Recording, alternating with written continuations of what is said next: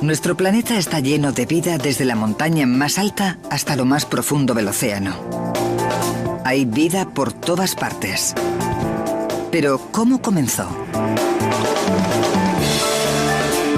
¿Cómo surgió la vida en lo que una vez fue un planeta exánime? Creo que esa es una de esas grandes preguntas. Quiero decir, a la gente le gusta saber de dónde vienen y cómo han llegado hasta donde están.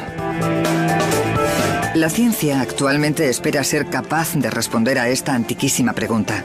Se han hecho enormes progresos y algunos de los principales científicos del mundo están investigando teorías extraordinarias. Algunos proponen que la vida surgió de una piscina volcánica. Algunos sugieren que empezó en las profundidades del suelo oceánico. Y otros creen que se desarrolló en la oscuridad del espacio. Es el momento de trabajar intensamente en este campo del origen de la vida, porque ahora tenemos la seguridad de que hay maneras científicas de tratar el problema, pero que todavía quedan muchas preguntas sin responder. Queremos saber qué hay en nuestro planeta, queremos saber qué hay allí fuera en el universo. No podemos remediar el sentirnos fascinados por ello. Un primer paso para entender cómo empezó la vida es intentar averiguar dónde comenzó. Durante generaciones se asumió que la vida comenzó en la Tierra. Después, en el año 1903, el químico sueco Svander Arrhenius sugirió una disparatada idea: la panspermia. Su teoría consiste en que la vida se creó en el espacio o en otro planeta, y que las semillas de la vida se dispersaron por nuevos mundos.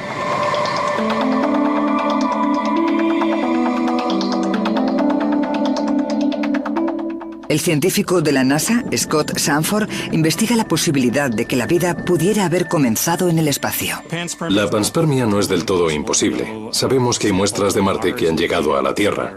Así que si hubiera vida en Marte, quizás hubiera llegado a nuestro planeta de esa manera. Aunque la panspermia explicara el comienzo de la vida en la Tierra, no explica cómo comenzó la vida en primer lugar. Sanford no está muy convencido de que la vida fuera llevada a nuestro planeta, pero cree que algunos de los materiales que la comenzaron, los elementos esenciales de la vida, vinieron del espacio exterior y que su sistema de transmisión fue un cometa. Los cometas transportan los elementos esenciales, no transportan sistemas vivos, transportan los componentes a partir de los cuales se pueden crear organismos vivos. Los cometas están constituidos de agua y polvo con algo de dióxido de carbono, metanol y amoníaco, todo congelado en una gigantesca y sucia bola de nieve.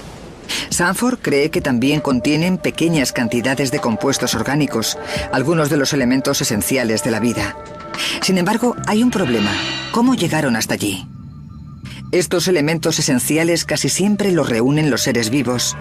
Son moléculas complejas de carbono como las proteínas, los carbohidratos y los ácidos nucleicos. Así que, ¿cómo fueron a parar a un cometa? Resolver este misterio es el primer paso para entender esta teoría sobre el origen de la vida. Sanford piensa que las condiciones de los cometas podrían llevar a la formación de esas moléculas orgánicas. Para probar esta idea, lleva a cabo un experimento. Su primera tarea es recrear la temperatura que hay en el espacio, el lugar por donde viajan los cometas. Tiene que lograr alcanzar una temperatura aproximada de menos 268 grados centígrados. Para tener una idea de lo fría que es dicha temperatura, mirad lo que le ocurre al aire cuando se congela por debajo de los menos 185 grados centígrados. Es básicamente aire líquido. Puedes demostrarlo cogiendo un globo, por ejemplo, que es simplemente aire contenido. Cuando Sanford coloca el globo en el nitrógeno líquido, el aire de su interior se congela y algunos de los gases se vuelven líquidos. Y después, cuando lo saco, el globo está desinflado. Pero cuando se calienta, su interior vuelve a convertirse en gas y el globo se vuelve a hinchar. Esto ocurre porque el nitrógeno líquido está a una temperatura muy baja, de manera que si pusiéramos este nitrógeno en esa máquina, se convertiría en algo sólido. Este nitrógeno líquido tan frío como está es completamente tropical en comparación con las temperaturas con las que normalmente trabajamos cuando hacemos este tipo de simulaciones de laboratorio. ¿Se ha pinchado? Sanford introduce en su simulador de cometas sustancias encontradas en los cometas reales, tales como amoníaco, dióxido de carbono y metanol. Inmediatamente se congelan. La muestra después se expone a la radiación de una lámpara de hidrógeno. Esto simula lo que ocurre cuando el cometa recibe radiación, por ejemplo, rayos cósmicos y rayos gamma, y después pasa cerca del Sol. La radiación y el calor pueden transformar simples moléculas en una serie de compuestos orgánicos que pueden ser desde proteínas hasta aminoácidos. Y Sanford descubre el secreto de cómo ocurre esta transformación. Algunos cometas pasan alrededor del Sol formando órbitas elípticas. Cuando están lejos del Sol, las moléculas que han sido irradiadas están completamente unidas. Se congelan formando un pedazo sólido de hielo, pero cuando se acercan al Sol se calientan y las moléculas tienen la posibilidad de moverse y reaccionar. Si empiezas a calentar el hielo, se empieza a mover un poco y empiezan a encontrarse el uno al otro y reaccionan, pero no reaccionan con su socio preferente, aquel que les daría una mayor estabilidad, sino que reaccionan con el que tienen más cerca. Son una especie de matrimonios de conveniencia. Y como resultado, la química resultante no es el tipo de química que piensas cuando empiezas en el laboratorio de la universidad. Sanford muestra cómo los elementos esenciales de la vida se pueden crear en un cometa, pero cómo descendieron a la superficie terrestre. Un cometa puede llevar material a la superficie de un planeta de varias maneras. Por supuesto que una sería si el cometa chocara contra el planeta, pero es una forma bastante destructiva de hacerlo. Una forma menos ruda es que el cometa arrojara polvo como el que vemos en la cola de un cometa y que ese polvo entrara en contacto con la capa exterior de la atmósfera, disminuyera su velocidad sin desintegrarse y después llegara a la superficie donde siempre ha caído polvo procedente de los cometas, incluso en la actualidad. Es una teoría increíble que los cometas puedan hacer llover la combinación química necesaria para comenzar la vida. Así que en febrero de 1999, la NASA lanza una osada misión para interceptar a un cometa y volver con una muestra. Es una posibilidad para demostrar la teoría de Sanford. Confirmamos que el despegue se efectúa sin problemas.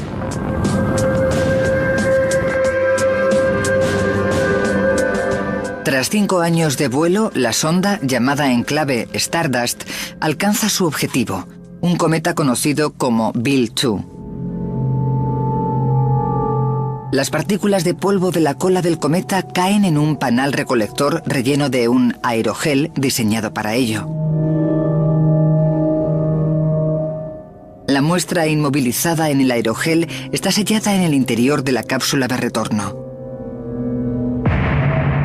2 años después, en 2006, se estrella contra la atmósfera terrestre y aterriza forzosamente en el desierto de Utah. La cápsula del Stardust sobrevive al viaje y un equipo de científicos la abre para examinar su contenido. Para su satisfacción, la misión ha sido todo un éxito. El aerogel en el interior del recolector está salpicado de diminutas partículas de polvo del cometa. Cuando los científicos de la NASA analizan el polvo, descubren una amplia gama de complejos químicos orgánicos, entre los que se incluyen aminos e hidrocarburos.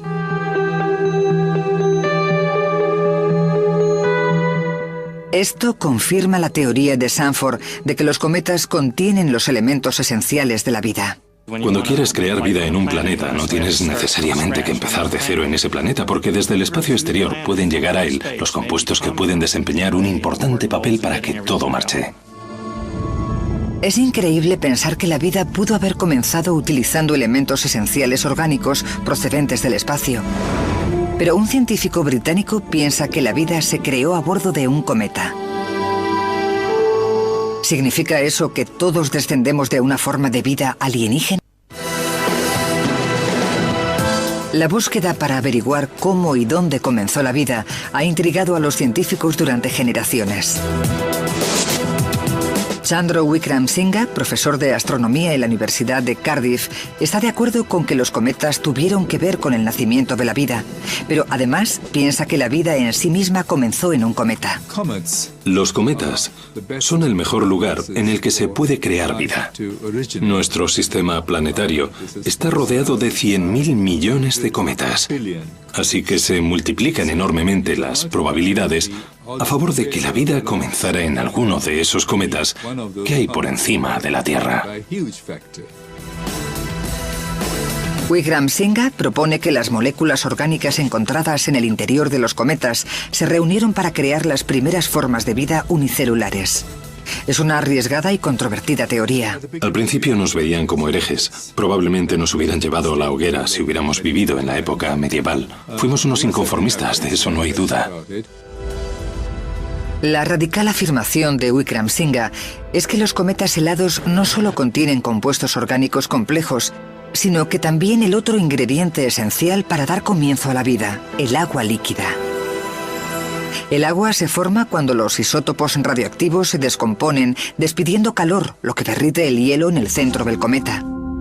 En 2005, los ingenieros de la NASA eligen el cometa Tempel 1 para una arriesgada misión. Planean hacer chocar una sonda contra el cometa, dejando al descubierto el núcleo interior. Los resultados de la misión podrían demostrar la teoría de Wickramasinghe. Esta misión probará la capacidad de los ingenieros al límite. La carga de 372 kilos tendrá que viajar por el espacio para interceptar a un cometa que vaya a una velocidad 10 veces superior a la de una bala. Tras 6 años de meticulosa planificación, el 12 de enero de 2005, el cohete Delta, que lleva la sonda de alto impacto, se lanza al espacio.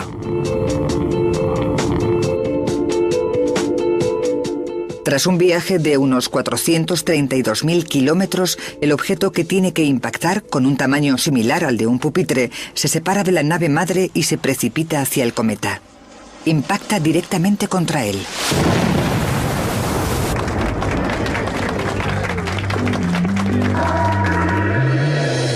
Estas imágenes de telescopios espaciales y terrestres muestran el momento del impacto.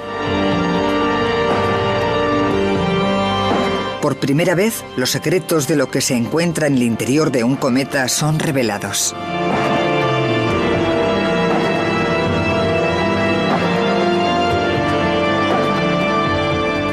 Desde una posición elevada en el espacio, el telescopio espacial infrarrojo Spitzer analiza las señales únicas emitidas por los compuestos de polvo de cometa recogidos. Se observa una enorme cantidad de hielo y finas partículas de polvo. Pero para sorpresa de todos, los datos también muestran que el cometa contiene arcilla. El mismo tipo de arcilla que se puede encontrar en la Tierra. Y se sabe que la única manera de hacer arcilla es con agua líquida. Wickramasinghe cree que esto demuestra que en algún momento Tempel 1 tendría agua líquida en su interior. Con agua líquida y moléculas orgánicas, los cometas podrían ser incubadores de vida.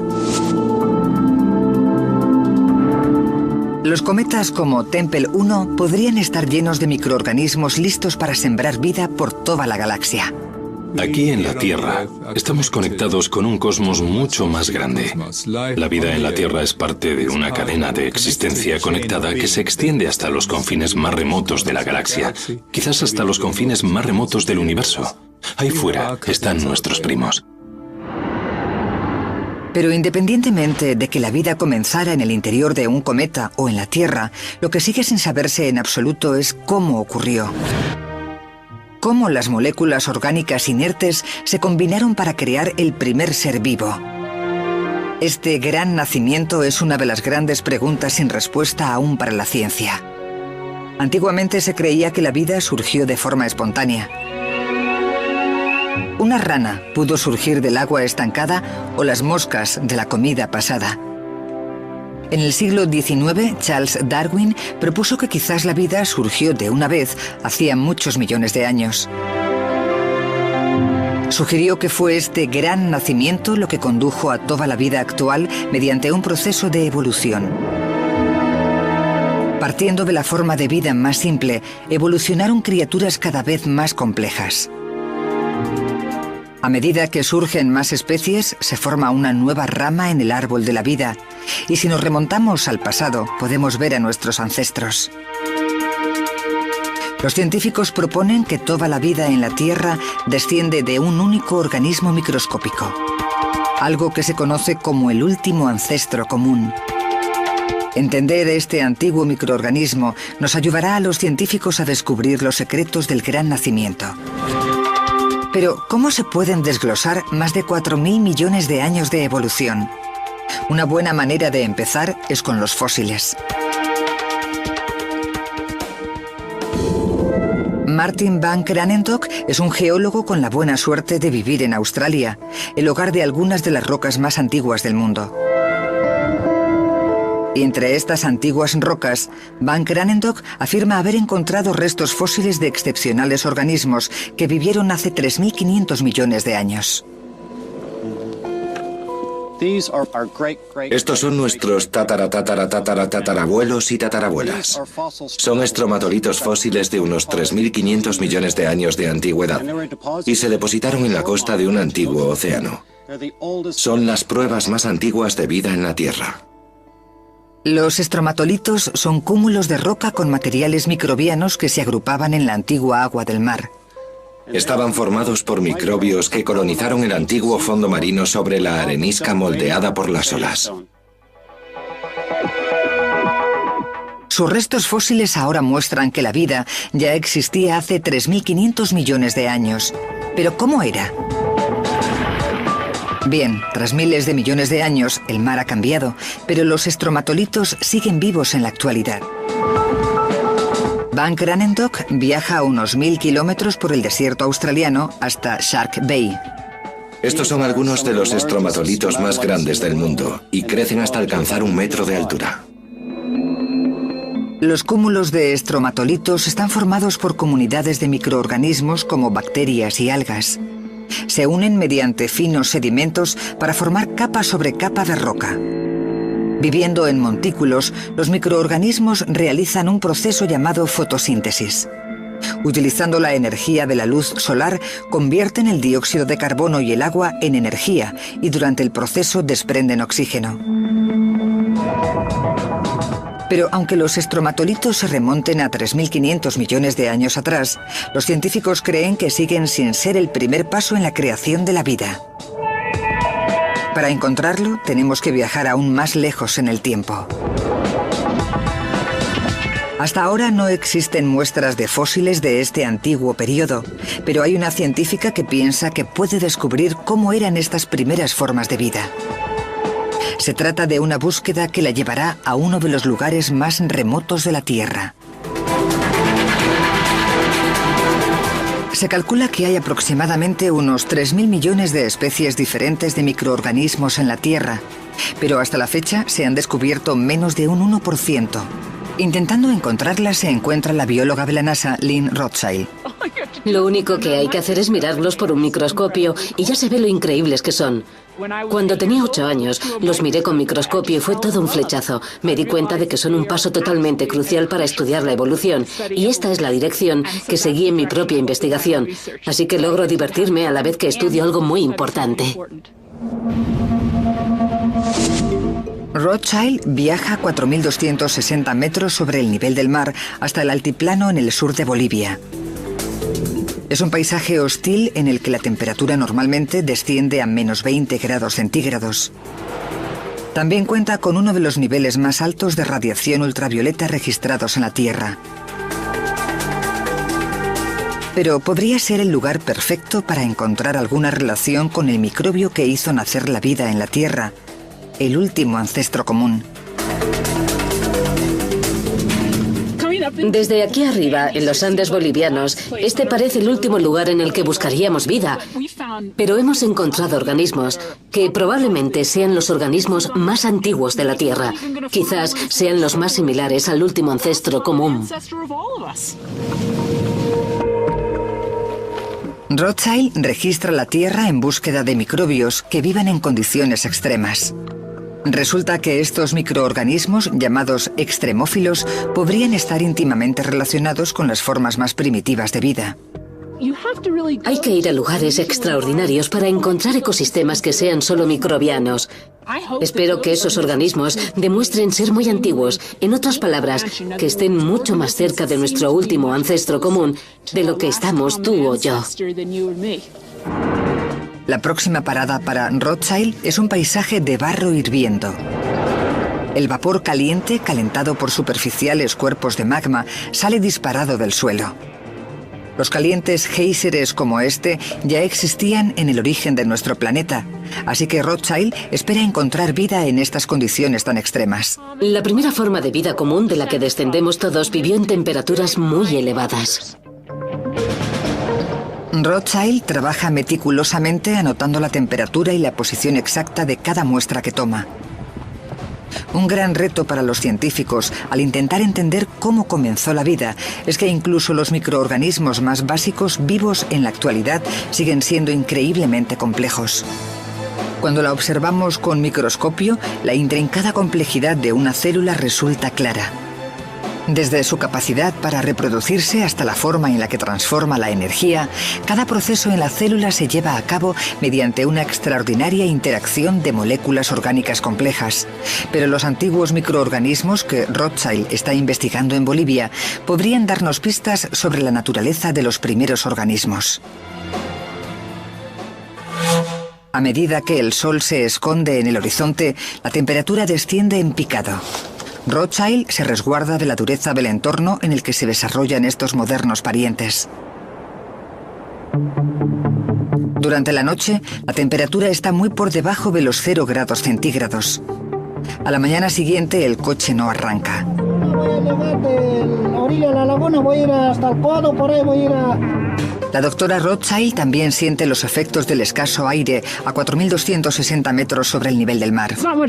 No resulta muy agradable tener un porcentaje de oxígeno mucho menor, pero la Tierra en sus inicios no contaba ni siquiera con oxígeno libre, así que el simple hecho de intentar remontarse algo atrás en el tiempo supone para el ser humano un alto precio a pagar.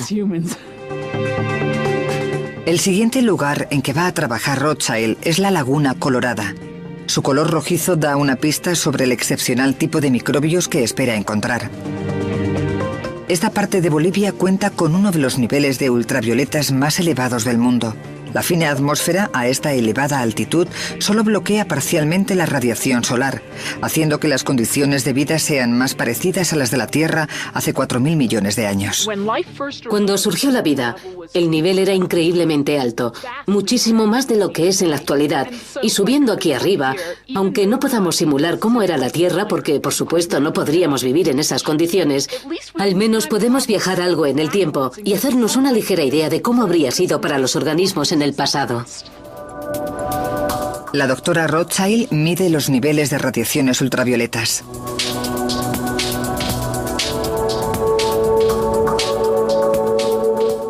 Estos resultados son increíbles. Estamos en pleno invierno y ya contamos con altos índices de radiaciones ultravioletas. Y estoy segura de que a mediodía van a ser aún más elevados. Es totalmente increíble. Los niveles aquí pueden llegar a ser el doble de la media de la playa de California. Y como nuestra piel que está en peligro cuando hay mucha radiación ultravioleta al exponernos al sol, los microbios que viven aquí en Bolivia están en constante riesgo. Rothschild realiza un sencillo experimento para averiguar a lo que se tienen que enfrentar. Lo que estoy haciendo ahora es ver el efecto de la radiación ultravioleta del sol sobre el ADN desnudo. El ADN desnudo es una solución que contiene moléculas de ADN desprovistas de cualquier tipo de protección de la célula que normalmente la rodearía. Y después lo que voy a hacer es cerrarlo y dejarlo al sol durante unas horas. Tras solo 2 horas de exposición ultravioleta, las moléculas de ADN muestran graves daños. Los niveles ultravioletas en los comienzos de la Tierra serían aproximadamente 100 veces superiores a los actuales. Muchos científicos piensan que nuestro último ancestro común tuvo que vivir en la profunda oscuridad del océano o enterrado bajo el suelo para protegerse. Pero aquí los microbios lograron sobrevivir. Su pigmentación rojiza les ayuda a proteger su ADN. Es como el bronceado en verano que nos protege. Estos organismos producen una pigmentación roja. Pero aunque sabemos que las radiaciones ultravioletas son muy dañinas para el ADN de todos los organismos vivos, también podemos decir algo a su favor. Las radiaciones ultravioletas podrían haber contribuido en el desarrollo de la evolución. Puede que incluso hayan desempeñado un papel en el gran nacimiento y en la evolución del último ancestro común. La radiación ultravioleta produce mutaciones.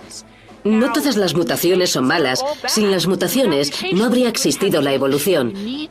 Se necesita cambiar el material genético para tener cambios en los organismos, y nuestro mundo en la actualidad sería muy diferente si nada hubiera cambiado nunca. Nosotros mismos no estaríamos aquí. El estudio de la doctora Rothschild de estos microbios ayudará a los científicos a entender cómo sobrevivieron los primeros organismos a las hostiles condiciones que se daban en los orígenes de nuestro planeta y dan una imagen más clara de cómo era nuestro último ancestro común. Sin embargo, aún falta otro gran misterio por resolver. ¿Cómo se formó el último ancestro común? ¿Cuál es la relación entre los elementos esenciales de la vida y el gran nacimiento? Parece que algunas de las respuestas a este gran rompecabezas pueden encontrarse en un lugar extraordinario situado en las profundidades del océano. La pregunta de cómo comenzó la vida lleva desconcertando a los científicos durante siglos. La teoría de la evolución de Darwin explica cómo evolucionaron las especies, pero seguimos sin entender cómo se creó el primer ser vivo, cómo comenzó la evolución. La creación de vida ha sido siempre algo relacionado a la ciencia ficción. Está vivo. Está vivo.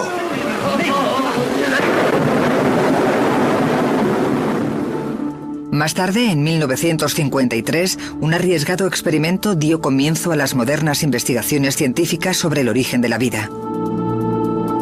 Stanley Miller intenta recrear las condiciones de la Tierra primitiva cuando los científicos piensan que comenzó la vida. John Chalmers era socio de Miller y ahora trabaja en su laboratorio. Stanley fue el primero en tener un programa de investigación centrado en los orígenes de la vida. Esto cambió el planteamiento sobre el origen de la vida, desde la mera especulación hasta un programa de investigación. Desde la época de Darwin se ha aprendido mucho sobre cómo era el planeta hace 4.000 millones de años. Fue una época extraordinariamente violenta. La Tierra se acababa de formar y era constantemente bombardeada por meteoritos, asteroides y cometas. La atmósfera era muy distinta a la que estamos acostumbrados en la actualidad. El experimento de Stanley Miller recrea estas condiciones en el laboratorio. Los frascos contienen lo que Miller cree que fueron los componentes clave en la atmósfera primitiva: metano, amoníaco e hidrógeno. El agua caliente representa el océano primitivo. Pero el componente clave fue una especie de relámpago tipo Frankenstein. Se trata de una simulación de las tormentas eléctricas que habrían acechado nuestro joven planeta. Miller comenzó el experimento y al día siguiente, cuando volvió al laboratorio, se quedó muy sorprendido. El líquido de uno de los recipientes había cambiado de color y cuando analizó la sustancia encontró algo muy significativo. Estaba repleta de sustancias químicas llamadas aminoácidos, lo que los biólogos y los químicos llaman los elementos esenciales de la vida. Por supuesto que son muy importantes, porque toda la vida terrestre está formada por aminoácidos. El experimento de Miller mostró cómo simples moléculas se pudieron transformar en los elementos esenciales de la vida. Pero estos elementos esenciales siguen estando muy lejos de cualquier tipo de vida. ¿Cómo crearon estos supuestos elementos esenciales la vida? Una pista llegaría en un paquete muy especial entregado a la Tierra desde el espacio. En septiembre de 1969, los habitantes de Murchison, al sur de Australia, se asustaron por un fuerte estallido. Un meteorito de 90 kilos cayó en su pueblo llenándolo de piedras. Estas pequeñas piezas de roca espacial han sido el objeto de importantes estudios desde entonces. Dave Dimmer, en la Universidad de California, Santa Cruz, intentó hacerse con una muestra. Hubo un rayo de luz en el cielo y un fuerte estruendo, y unos minutos más tarde, las piedras o el meteorito empezaron a caer por todo Murchison, Australia. Se percibía un extraño aroma en el aire. Dimmer extrae un compuesto de este pequeño trozo de meteorito que tiene el mismo aroma. Cuando huelo esto, estoy oliendo un aroma que tiene 4.570 millones de años. Esa es la edad del sistema solar. Actualmente es el aroma más antiguo sobre la faz de la Tierra, mucho más que la superficie terrestre por unos 500 millones de años, y lo estoy oliendo. Es parecido al olor de una colilla o de un calcetín sucio. El olor le dio al profesor Dimmer la pista de que el líquido que había extraído del meteorito estaba lleno de sustancias químicas orgánicas. Cuando tomó este fragmento y lo puso bajo el microscopio, vio algo extraordinario. Vemos pequeñas y hermosas vesículas brillantes que parecen tener el tamaño adecuado de una célula bacteriana o de células más grandes. El extracto del meteorito contenía moléculas que eran capaces de formar diminutas burbujas o vesículas. Estas vesículas parecían la membrana exterior de un pequeño microbio. Algunos de los compuestos eran capaces de formar estructuras con membrana, hermosos compartimentos pequeños como células, y entonces propusimos que esta sería una forma en la que podrían haber surgido las primeras células con membrana en los comienzos de la Tierra a partir de estas moléculas. Quizás estos compuestos procedentes del espacio fueran los primeros pasos en el camino de la vida. Pero para formar membranas, estas moléculas necesitaban haber estado en agua y en la concentración adecuada. Una idea sobre cómo pudo ocurrir es que cayeran cerca de un geyser en una piscina volcánica caliente. Mientras las gotas de agua se evaporan, las moléculas empiezan a concentrarse cada vez más y forman diminutas vesículas. Quizás estas células unidas con membrana procedentes del espacio fueran los primeros pasos en el camino de la vida. Se trata de la transformación de sustancias químicas inertes en la primera célula viva. Me resulta completamente lógico pensar que este habría sido un proceso común en la formación de los compartimentos y que habría sido el primer paso hacia la vida celular. Pero una simple membrana con forma de burbuja sigue estando muy lejos de ser algo vivo. Los científicos aún tienen que averiguar cómo todos los complejos componentes que constituyen una célula se reunieron para crear el gran nacimiento.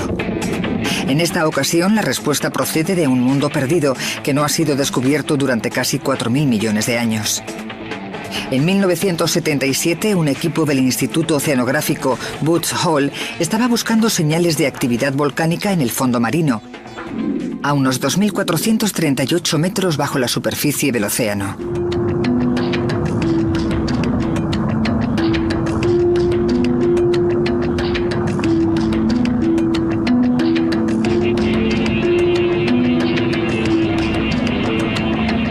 Junto a estos agujeros hidrotermales, también encontraron un increíble mundo submarino. Aislado de la luz solar, estaba repleto de especies de plantas y animales que nunca antes se habían visto.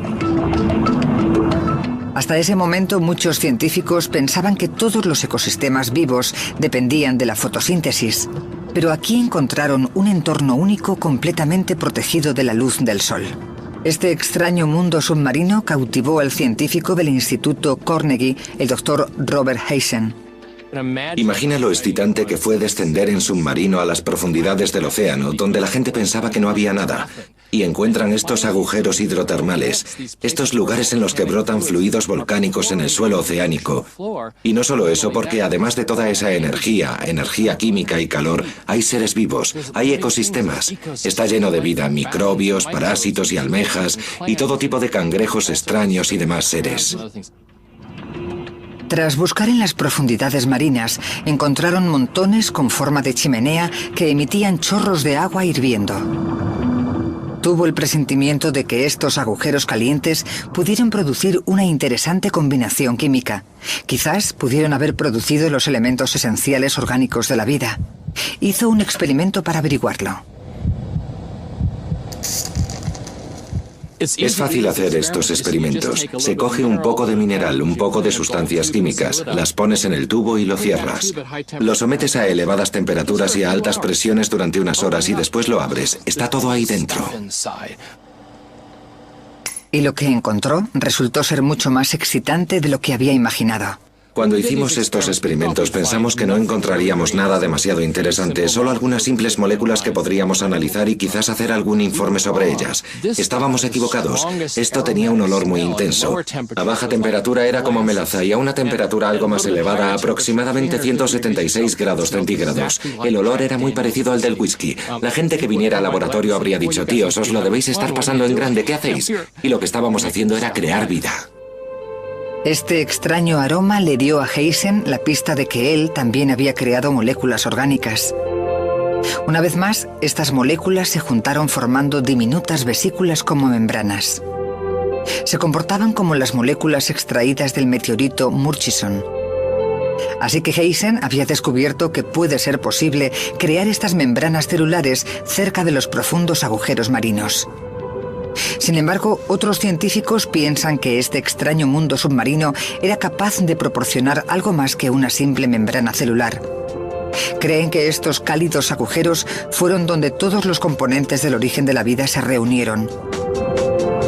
Para que se produjera el gran nacimiento, los científicos piensan que se combinaron algunos elementos esenciales. Por ejemplo, la vida necesitaba un contenedor que vino en forma de membrana. Necesitaba alguna forma de reproducirse. En la actualidad, ese proceso se logra mediante una extraordinaria cadena de moléculas orgánicas, el ADN. La vida también necesitaba un motor, un proceso químico llamado metabolismo que convierte el combustible en energía útil. De acuerdo con el doctor Michael Russell, en el Jet Propulsion Laboratory de la NASA, el metabolismo llegó primero.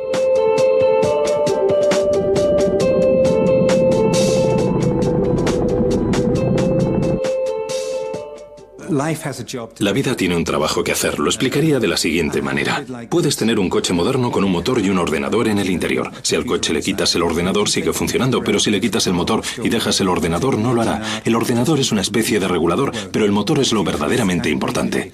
Así que por eso pensamos que tuvo que existir un motor primero. Y ese motor es el metabolismo. Actualmente, el motor del metabolismo que hace funcionar a todo ser vivo es una reacción química extremadamente compleja.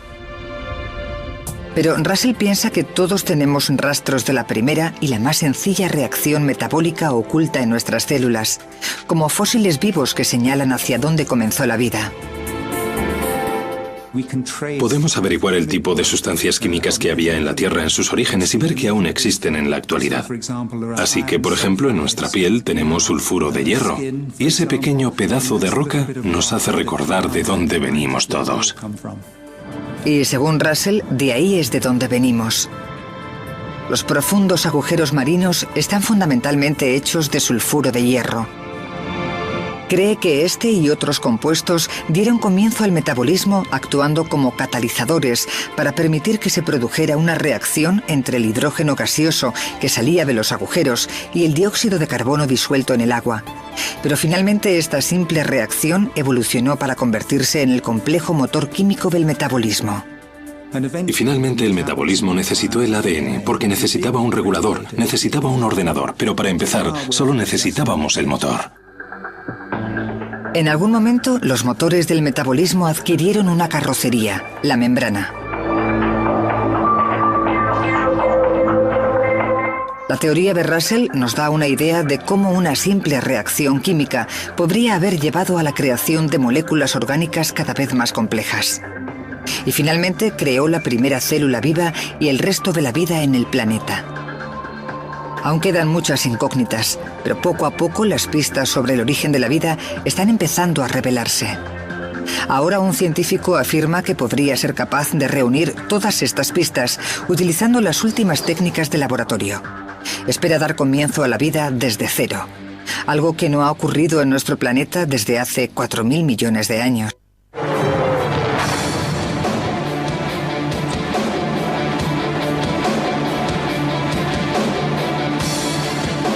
Los científicos se están esforzando por responder a la gran pregunta de cómo comenzó la vida. Es una búsqueda que les ha llevado a los confines más remotos del planeta y hasta el fondo del funcionamiento celular. Sin embargo, mientras que un equipo de investigadores se centra en lo que ocurrió hace 4.000 millones de años, otro equipo de científicos lo hace en el futuro. Aproximadamente 4.000 millones de años después de que la naturaleza creara la vida, los científicos son capaces de rediseñarla en la actualidad. La clave de este increíble poder reside en su interpretación de una extraordinaria cadena de moléculas, el ADN. El ADN está formado por 4 moléculas base sencillas: adenina, guanina, citosina y timina. La disposición de las mismas guarda la información necesaria para crear vida. Es esta innovación tecnológica natural lo que se encuentra en el corazón de todo tipo de vida actualmente en la Tierra. Y Tom Knight, un experto informático del Instituto de Tecnología de Massachusetts, quiere reprogramar el ADN para crear nuevas formas de vida. En la actualidad, fundamentalmente existe una tecnología de vida. Y esa tecnología quizás fuera inventada hace miles de millones de años. Y lo único que estamos haciendo es cambiar algunas partes de dicha tecnología. Durante miles de años, la humanidad ha sabido aprovechar la naturaleza, criando ganado y sembrando cultivos. La cría selectiva ha mejorado el rendimiento y ha aumentado la calidad. Pero ahora los bioingenieros quieren dar un paso más. En lugar de simplemente mejorar los diseños originales de la naturaleza, algunos quieren reorganizar la vida, crear la supuesta vida 2.0. Ahora podemos pensar en hacer crecer no solo alimentos. Podemos pensar en hacer crecer cosas como sustratos a nivel nanotecnológico para circuitos electrónicos. Tengo a una estudiante que está viendo la posibilidad de colocar átomos en disposiciones predeterminadas sobre superficies de silicona. Estas nuevas formas de vida podrían ser capaces de crear productos de manera más fácil y barata. Es como cuando te compras un teléfono móvil. Lo que viene en la caja con el teléfono no es solo el móvil, sino información de la marca, que hace más teléfonos móviles. Reorganizar la biología traerá una nueva era de interesantes posibilidades, pero también llena de nuevos riesgos y responsabilidades. Y este es el sorprendente resultado. Cualquier novedad biológica que se produzca y se libere en el medio ambiente podría tener consecuencias impredecibles. Una fábrica de vida con la capacidad de autorreproducirse podría ser imparable. La ciudad está en peligro. Pero al menos de momento esta pesadilla está muy lejos de la realidad, porque a estos nuevos organismos les falta mucho para abandonar el laboratorio. Así como la esperanza de crear nuevas formas de vida, los bioingenieros le están dando a la ciencia la oportunidad de explicar el misterio del gran nacimiento. En vez de tener que atacar el problema desde el comienzo, utilizando la química básica, o desde arriba, desmarañando toda la evolución, los científicos ahora pueden usar la tecnología de la bioingeniería para intentar reunir los elementos esenciales de la vida y crear una célula viva.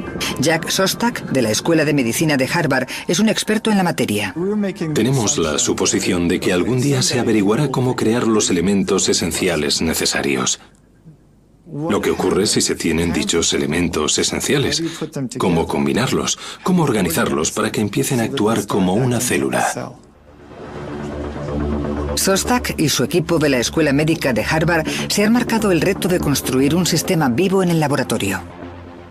Nos gustaría entender esa transición desde la química de la creación de las moléculas hasta la forma en la que esas moléculas se combinan para crear vida. Nos gustaría crear un sistema vivo simple para intentar entender dicha transición. Los científicos creen que la vida evolucionó durante millones de años. Szostak espera usar las últimas técnicas en bioingeniería para hacerlo en un tiempo considerablemente menor. Queremos que las cosas vayan más rápido, todo lo rápido que sea posible. Y por eso estamos creando nosotros los elementos esenciales y combinándolos en el entorno adecuado. Nos gustaría que todo ocurriera en la misma escala temporal que hace años, así que tenemos que aumentar la velocidad del proceso, haciendo que sea aproximadamente 100 millones de veces mayor. Szostak espera crear una célula que funcione a partir de simples elementos esenciales.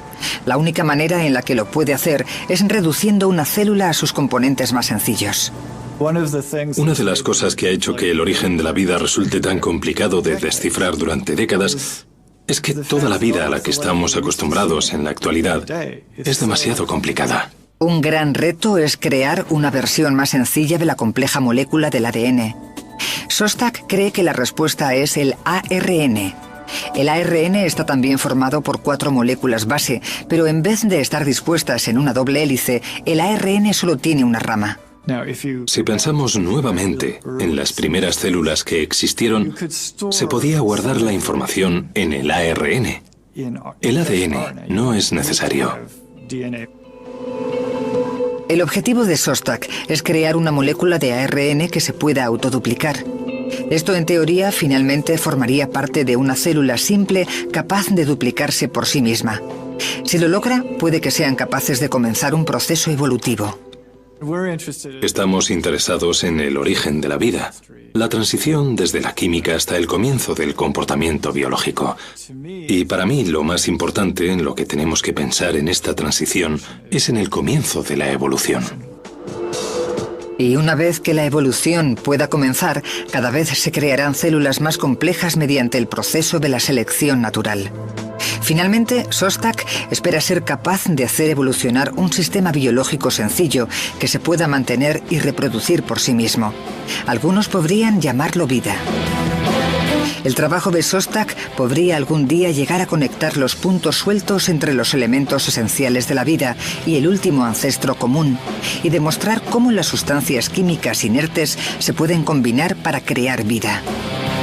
Si lo consigue, será el momento cumbre de más de un siglo de investigaciones llevadas a cabo por las mejores mentes científicas.